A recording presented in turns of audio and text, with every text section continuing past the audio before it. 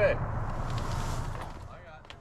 20 or so riders are gathered at the Desert Motel here in Corona for the start of the 2024 Five Rivers 300-kilometer brevet. It's 6 in the morning and a little bit chilly. There's supposed to be some weather coming in later. We shall see. I'm riding this brevet with a different plan. The idea is to ride as far as I can, just with the calories I'm carrying on the bike. The idea is just to stop for equipment changes and to take on water, but to keep the longer stops to an absolute minimum. Now, I made an effort to get to the front of the pack, and I was very fortunate that I was able to join up in a group of 6, 5 strong riders and me. I remember most of the work was being done by a tall chap, Strong, from Seattle Randonneurs. And I've always found if you can hang with someone from Seattle Randonneurs or the Bay Area Randonneurs, the San Francisco Randonneurs, if you can manage that, it's well worth the effort. Now the first mile or mile and a half of the route is on 6th Street, which is a very busy road, and there's a lot of lights. It's not my favorite road. It's okay at 6 a.m. Coming back later that night, I was a bit worried about traveling along 6th. But pretty soon we turned off and were on much quieter roads thereafter.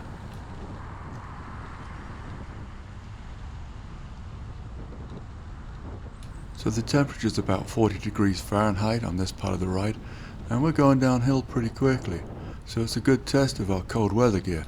I'm wearing a pair of tights and 2 rain jackets, so hopefully that'll be enough.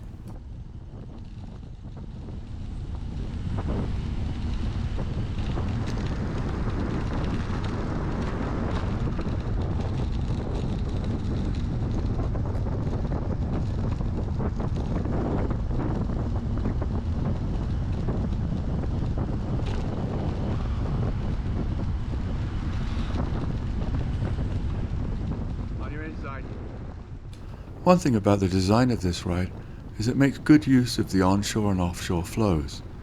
And we're going to be riding downhill slightly with a bit of a tailwind, and we've got a strong group, so for the first 20 miles we were averaging over 17 miles an hour.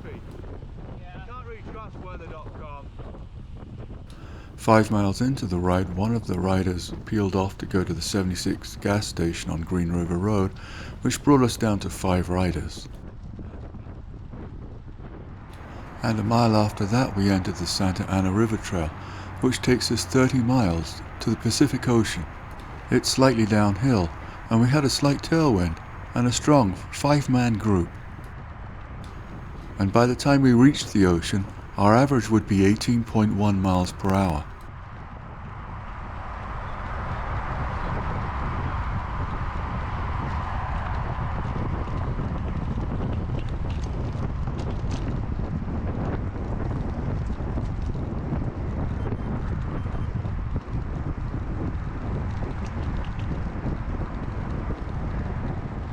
Just before dawn broke, the temperature got down to about 35 degrees Fahrenheit, but as the sun came up, it got very pleasant, and the temperature reached about 50 degrees Fahrenheit. So now we're riding alongside the Santa Ana River, which is river number 1.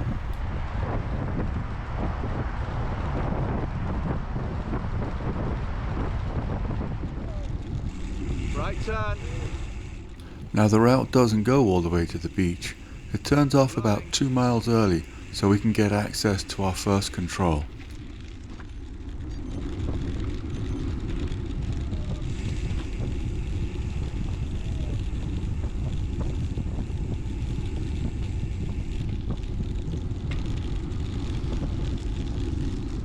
Here's the first control at this Vons.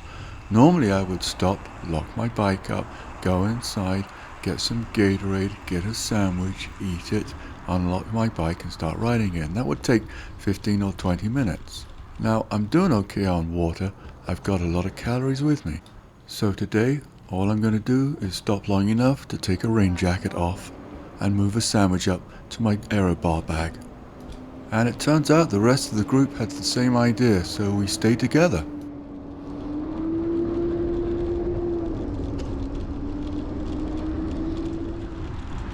Now at this point you can choose if you're going to ride on the beach path, which is slower but safer, or you can ride on PCH, which is faster, but obviously you have traffic. Now this group wanted to ride on PCH and I didn't want to lose the group, so I stayed with them.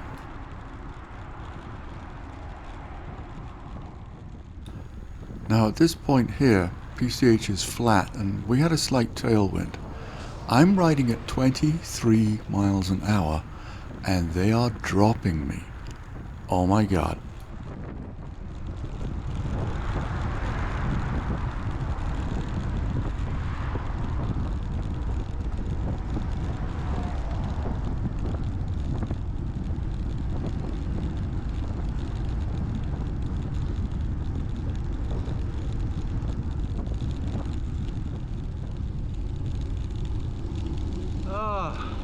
Thank God for stoplights.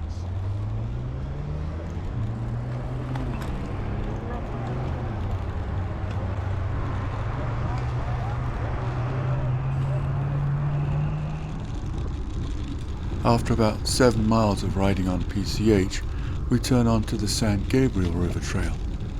That's the San Gabriel River, Right. river number 2.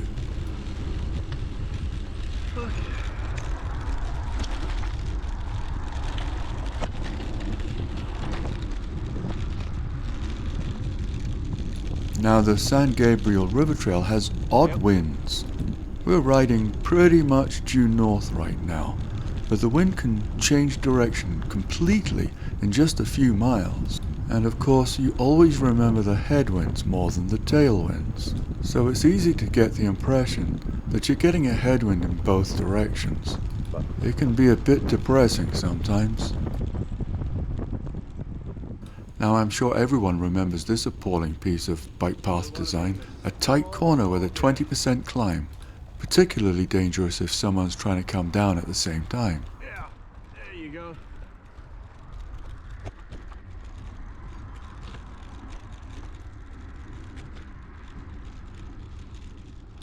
After climbing over the Santa Fe Dam, we have one of my favorite parts of the route.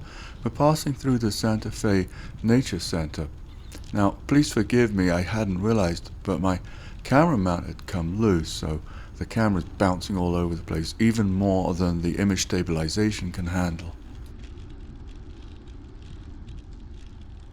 Now, here we are at this second control, which is a 7-Eleven, and as you can tell, I still haven't figured out that my camera is loose. Now, there used to be a great hole-in-the-wall pizza place next to the 7-Eleven, but they moved, so we only have the 7-Eleven now. There's just one reason I choose controls that have multiple options, so if one goes out of business, it's still a viable control. All I did here was to beg some water from another rider and open up a pro bar. Well, it looks like I tightened up my camera mount at the second control, so now we're headed back to the beach. It's slightly downhill, and of course the wind is still blowing from every different direction, but our average speed is better now. It has turned out to be a beautiful day and the temperature's hovering around 60. At this point, we've been riding for nearly 5 hours. Our biggest concern is finding a restroom. All of the restrooms have been locked, and of course the 7-Eleven won't let you use theirs. So we're about to lose a rider who's going to dive off into the bushes, and I don't think we're going to see him again, which will bring us down to 4 members of the group. Now we're about to switch over to the Rio Hondo bike path, the Rio Hondo being the third river. Now I didn't realize it, but there's a nature preserve to our right, and 2 of the riders are going to drop down there and use the restroom, which leaves me pretty much on my own, but it has been a fantastic group to ride with. Here's the entrance to the Rio Hondo bike path, and in a few miles it'll join up with the Los Angeles River bike path.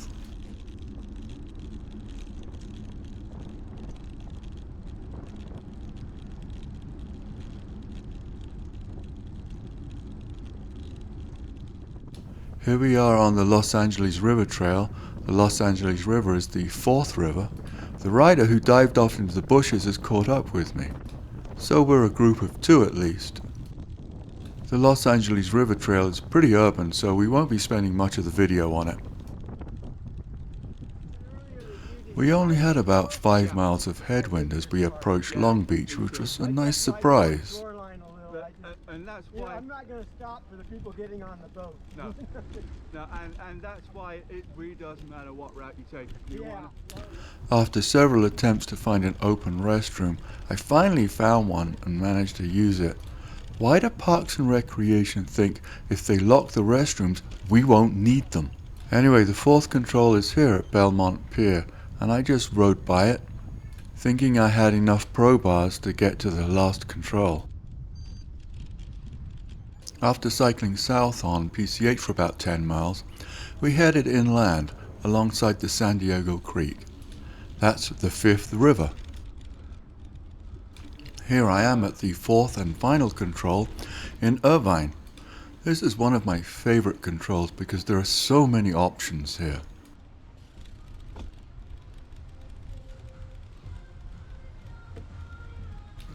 There's Chinese, Thai, Japanese, there's a Chipotle, there's French, there's pizza, there's everything you could possibly want.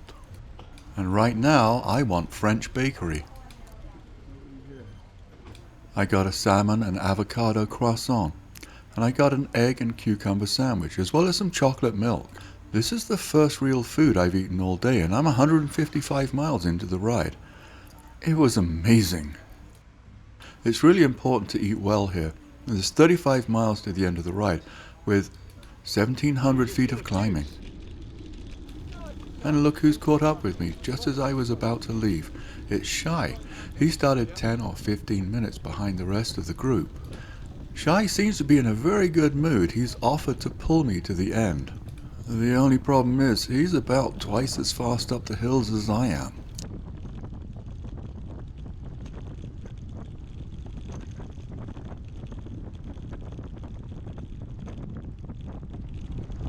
Hopefully that'll top up my energy supplies. I was starting to bonk there.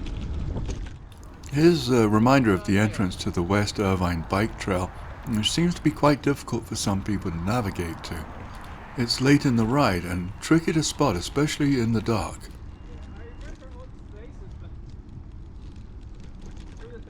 Otherwise I will need to continue until it's telling me wrong and then come back and find it. Pioneer is starting to tilt up, and Shai, on his fixie, can't pedal slow enough to stay with me. At this stage of the ride, I probably don't have more than about 150 watts, so I'm going to ride at whatever speed 150 watts gives me. Oh yes. Shai, on the other hand, must be putting down at least 250 watts right now. I wish I could do that. Now, there used to be an info control here, and you'd have to stop and read your brevet card and write something in it before you could get going again. Now we just ride by it and we don't have to worry about stopping. I love the way that electronic proof of passage gives us the flexibility to stop wherever we want to, or not at all if that's what we want. If you're an experienced randonneur, electronic proof of passage makes the ride so much easier. And every time we had snow, I'd say to the wife, "Oh, I can't take the Prius to work. I'm gonna have to." I've configured a low light setting on my GoPro. I'm surprised it doesn't come with one already. It works pretty well, but of course you don't get image stabilization because there simply isn't enough information in the signal to stabilize the image.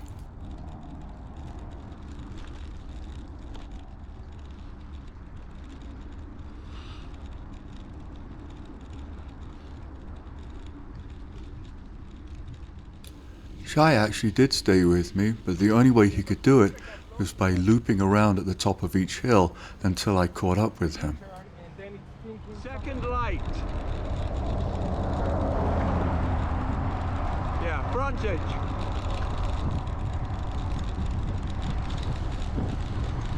Right. This frontage.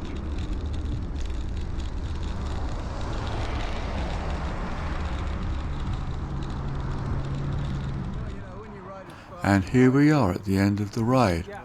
Elapsed time, a little under 13 hours. That's a personal best for me. That's my fastest 300k ever. So thank you to everybody, especially Shai and to Greg and to PCH Randonneurs.